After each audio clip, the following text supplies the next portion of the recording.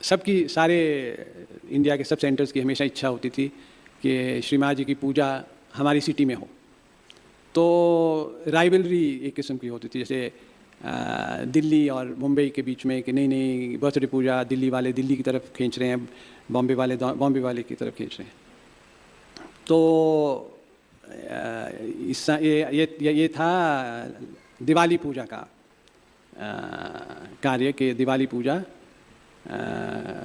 पहली मर्तबा श्री महाराज जी इंडिया में थी, नहीं तो ज़्यादातर यूरोप में होती दिवाली पूजा।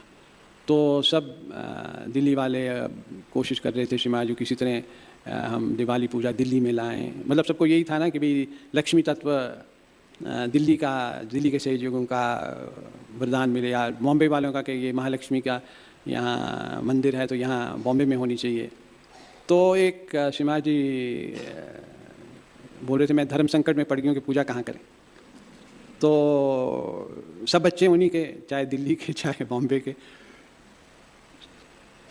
तो अगले दिन उन्होंने सवेरे कहा ऐसा करते हैं, दिवाली पूजा जो होती है ट्रेडिशनली जैसे यूरोप में, तो ये फ्रांस के हिस्से में आती है, तो फ्रांस वालों को बोलेंगे दिवाली पूजा करें। तो मैंने कहा फ्रांस में, आप तो इंडिया में, अब फ्रांस में कैसे जाएंगे दिवाली? नहीं नहीं, फ्रांस वाले इंडिया में आके दिवाली पूजा करें। तो फ्रांस वाले इंडिया में आके फिर दिवाली पूजा बॉम्बे में होगी या दिल्ली में होगी? शिवा बोले नहीं, नारगोल में होगी।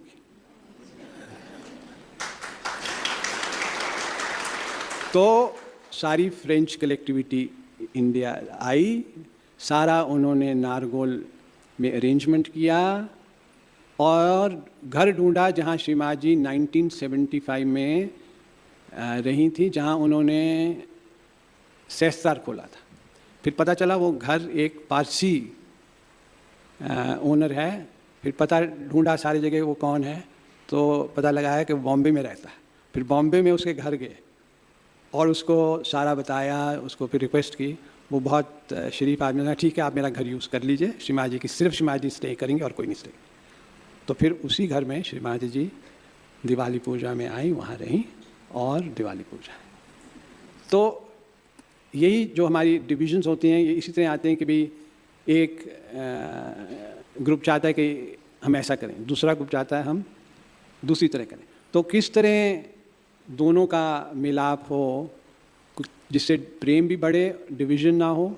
तो उन्होंने एक मुहावरा है कि सांप भी मरे और लाठी ना टूटे।